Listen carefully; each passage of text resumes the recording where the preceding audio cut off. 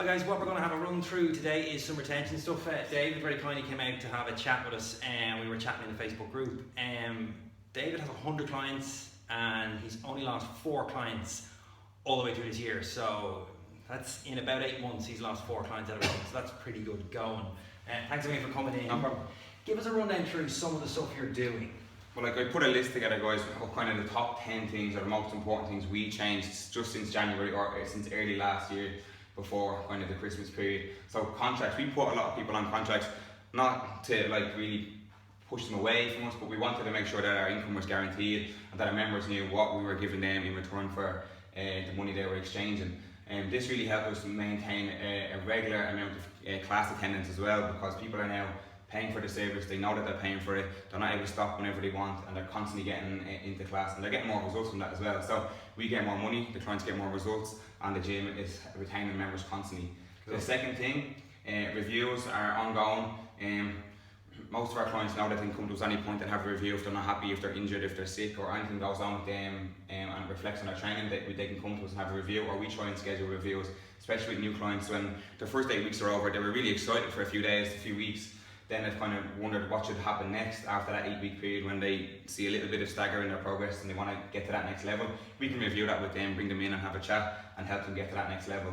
The third thing is ongoing maintenance and cleanliness of the gym. So if we walk into the gym any day of the week and CrossFit Powerful, you'll see that it's almost like your house. Everything is spotless, everything has its place, and all the coaches and all the staff, the physios, they know where everything goes and where everything should be. Our members realise that, they notice that every single day of the week they pay for great value and they get great value in return. Yeah, we were chatting about that, and it's one thing I've often seen, from a customer's perspective, who may not know a whole lot about strength and conditioning or CrossFit, what they do understand is whether a place is clean and tidy. So if it's not clean and tidy, that's probably going to create some doubts in their mind, and particularly for somebody who's at that kind of novice or early stage, or also somebody who is used to kind of really, really high levels of customer care. They just won't tolerate a dirty gym or a toilet that smells or something like that. Cool. Or maybe from a business owner's point of view, like after 2 years in business, you can kind of get a little bit lazier. You're kind of, I'll hoover that later and I'll clean this later, or I'll do the toilet off for the toilets later. That matters now. As soon as you see an issue, go and fix it straight away. Because if you don't, you're going to forget, and a member will pick up on that straight away, and they'll mention to you. You don't want someone coming to you in a class, is there any toilet roll? That's just awkward, okay? Yeah. So the next thing then is get to know your clients a bit better. So obviously we run fundamentals, most CrossFit gyms do. Get to know them during that period, get to know what they are capable of doing, get to know a little bit about them. Coaching is an art, guys. You can't just go up to someone and start screaming at them, but you can't be too soft. You have to know the balance for each person that you're dealing with.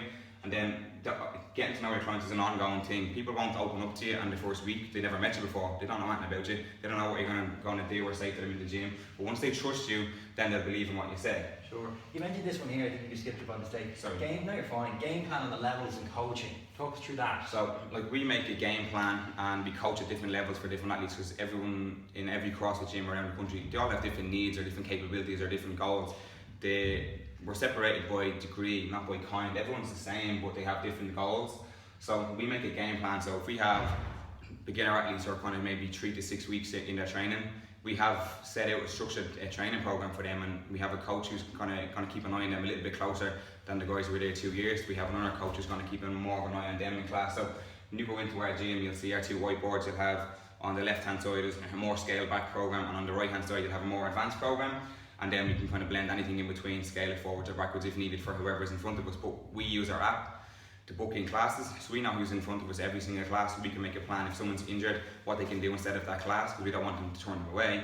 Secondly, if someone's really scaled or kind of a newbie, we're obviously not going to put them on muscle ups on the first day. We have what's ready for them, and we have a coach kind of ready to keep an eye on them. The more advanced athletes then will have another coach who's going to keep an eye on them also. In between the 2 whiteboards, we have what's called our coach's brief or our game plan. That's a folder with everything that we need to know about that day or that class. So if a coach wasn't in that week or a few days and we signed up a new member and they never met them, that person's name or their details are there, so the coach can go introduce himself, make them feel welcome in the gym. Also, if anyone has an injury or they're sick and they can't do certain things on the whiteboard, we don't want to be singling them out while everyone's standing at the whiteboard having a chat and going, look, I know you're kind of sick today or you're injured, we don't want you doing this. We know that separately private as coaches, and we go and make sure the member feels comfortable in the class without isolating them in front of a lot of people. That's very important to make people feel comfortable as well. For sure. Staff gratitude. One big thing is you can get complacent with how reliant you are on your staff.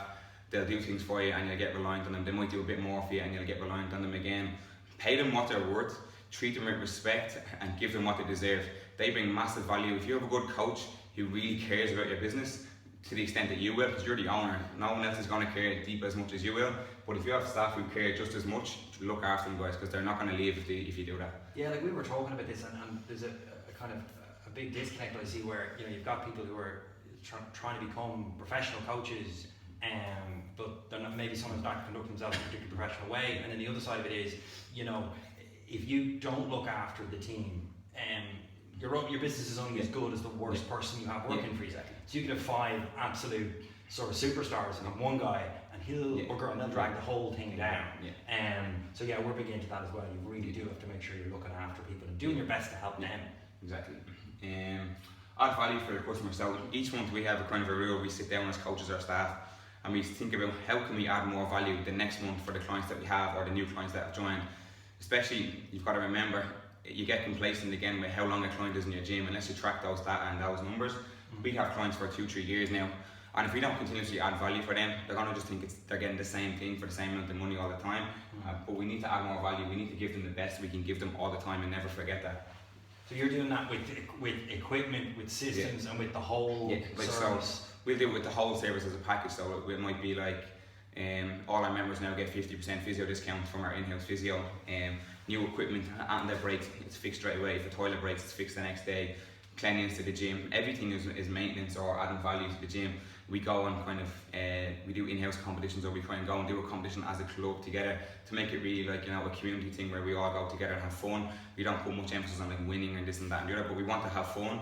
We're going to start doing more staff outings or more gym outings as the staff will bring the clients out, and we'll do something more activity based outside of the gym as well. Your first class and your last class of the day. When you walk in for your first class, you're so happy, you're energetic, you're just up out of bed, you're ready to start the day. But when you get to that last class at night, everyone feels it inside that you're drained, you're tired, you're sleepy. You've done the same 20-minute AMRAP or EMOM or whatever the program was that day. But remember, that last class of the day is someone else's first class who came to you as a client that day. They came from work, kids, stress. You're there to put on a show for them and make sure that they feel like you've got the best from that class. Every class you teach, whether it's the first class or the last class, you're a superstar performing for them, giving them everything you've got for each class, no matter if you're tired or not. Yeah, I mean, that's a really, really good point, because you could have someone who's just joined and is still right on the edge as to whether they want to do this or not, and whether this is something that, you know what I mean, they're going to enjoy, and then add in all the other things that we forget as people into the day. People are nervous, they're anxious, they feel like they're way out of the water, and they can feel very, very self-conscious. So the slightest little thing from you, not that bothered, not showing a whole lot of interest, just kind of moping around, that's going to create a big problem. But that can develop over months as well, guys. You know, you have a gym open for maybe 2 years, you can get complacent, and that can just creep in, and it's no fault of your own. You just need to kind of kick yourself in the ass sometimes and realise that you're getting lazy, and then wake up from that, and I guarantee you'll have much more client attention if you do that as well. Sure. Systems, like everyone's box or CrossFit gym is different. Put the systems in place that work for you and that work for your members and that work for your staff. Everything has to be a package. If one thing is not working, it's going to drag other things away, or it's going to take time away, and then that other thing is not going to work as well. So we have certain systems for certain things. So our physio has things he should and shouldn't do before and after class. He gives our members a 50% discount. That's a system we use with him. Our staff have different systems they use. When they come into the gym, they have to be 30 minutes early for a class, check the whole gym, the gym floor, the toilets, the change rooms, everything that we have. They make sure everything is clean and tidy and ready to go. They go check their coach's brief, and then they can relax before class. They have to introduce themselves to new people. They agree to existing clients who they know who are coming into that class. And again, at the end of the day, whoever's on the last class, whoever's the last person locking up, they go around, they check everything, they clean and tidy the gym, and they get the coach's brief ready for the next day. Sure. Like we were chatting about this, you know, it's really, really important. It's the same as like a training plan, okay? You know, the first kind of, you know, 50, 100, 120, 150 clients, systems, you know, the systems you use might be adequate, but it's the exact same as, you know, going from squatting 1.5 times your body weight to double body weight, or whatever training or body fat or whatever, you know, approach it is you're taking. That system won't work, you know, when you're trying to get to that next point. You will have to change and adjust those systems, but I think you're dead right. Like, first and foremost, you need to actually have systems, comply with the systems, and then see what's working and see what isn't. Okay, and then the last one. One thing we're massively passionate about was just care more, you know. If we care to the level that if you were treating every client like it was your mother or your father, you will definitely never have a problem with customer care. Care from the second they walk in till the second they leave and everything in between, and you'll never have a problem. But care to the level that when they leave, that you're always thinking about what you can do next to help that client. You know, your clients are your life, they're your income, they're your revenue, they give you food on your table, so if you don't care about them, they're not going to care about you. And give me, because I mean, to be fair, we chatted about this a bit, like when you've been doing this 4 or 5 years and you're kind of, you know, you kind of need a holiday and you're a little bit beat up and you're a little bit tired, how do you maintain that kind of enthusiasm to really care at that level? Well, for me, like training is something that I'm passionate about. So for me, if I'm stressed and I need to calm down or I need to take a break, I train and I take a few hours off and I do my own thing. Then I sit down and I evaluate what's gone on for the last couple of weeks or months and really realise, am I doing the right thing or am I doing something that's negative for my business? Then you can have a look. If you don't track data, guys, as well, you're not going to have any figures to work off. So track everything that you do and make sure that communicate with your other coaches and your other staff. Your other coaches and other staff will tell you if you're getting lazy, you're slacking, and then vice versa.